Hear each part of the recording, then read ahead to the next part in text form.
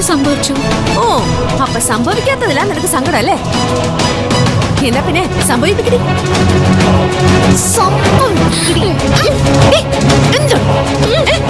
എന്താ നിന്റെ പൂ ഉടഞ്ഞു പോയോ? മുന്നോട്ട് മുക്കിപ്പോയത് എന്താടി?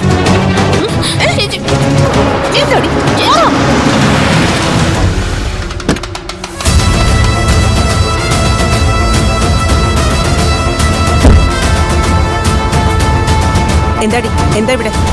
നീ എന്തിനാ എന്റെ മോളെ ഉപദ്രവിക്കുന്നത്? ആരുപദ്രവിച്ചു? ഇവളല്ലേ ഞങ്ങൾക്ക് ഉപദ്രവം. അതെ അതെ, ഇത്രയും വലിയ ബുദ്ധിമുട്ടാണെങ്കിലേ നിങ്ങൾ നിങ്ങളുടെ മോളെ വിളിച്ചോണ്ട് പോ. എന്തിനാ ഇവിടെ നിർത്തിയേക്കുന്നേ? ഓഹോ, വേലക്കാരിക്ക് അഭിപ്രായം ഉണ്ടോ?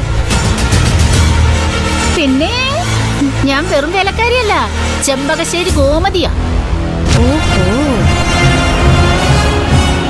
എന്നാ പിന്നെ ചെമ്പകശ്ശേരി ഗോമതി ഒരു മിനിറ്റ് ഒന്നിങ്ങ് വരുവോ? പിന്നെന്താ, വാ. എന്താ കളക്ടറെ? വരൂ ചെമ്പകശ്ശേരി ഗോമതി. മോളെ ഇപ്പൊ എന്താ കളക്ടറെ?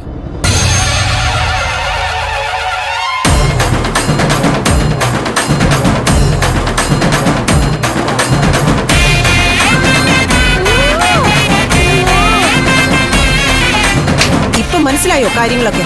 മനസ്സിലായി, എല്ലാം മനസ്സിലായി. ഞാൻ നിന്നേക്കാളും വലിയ തറയാണെന്ന് ഇപ്പൊ മനസ്സിലായോ? അതും മനസ്സിലായി.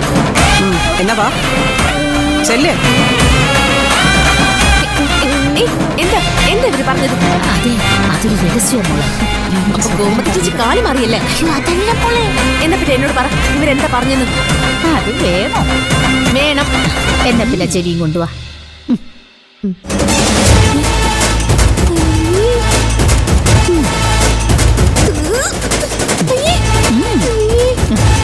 കളക്ടർ ഇത്രേ പറഞ്ഞുള്ളൂ, നല്ല കളക്ടറാ.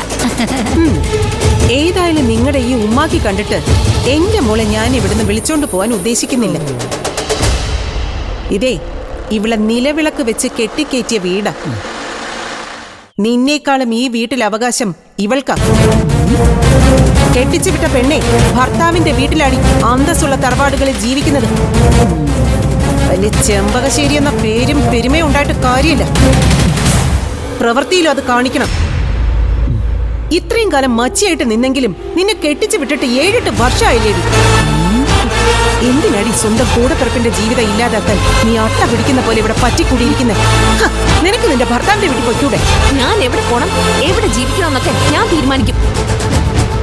കളക്ടർ ഭരണമൊക്കെ അങ്ങ് കളക്ടറേറ്റില്. ഇതേ സ്ഥലം വേറെയാ, ചെമ്പകശ്ശേരി തറവാട്. നമുക്ക് ഒന്നുകൂടെ മാറി നിൽക്കണം. അയ്യോ വേണ്ടേ. തൽക്കാലം ഞാൻ പോവാ.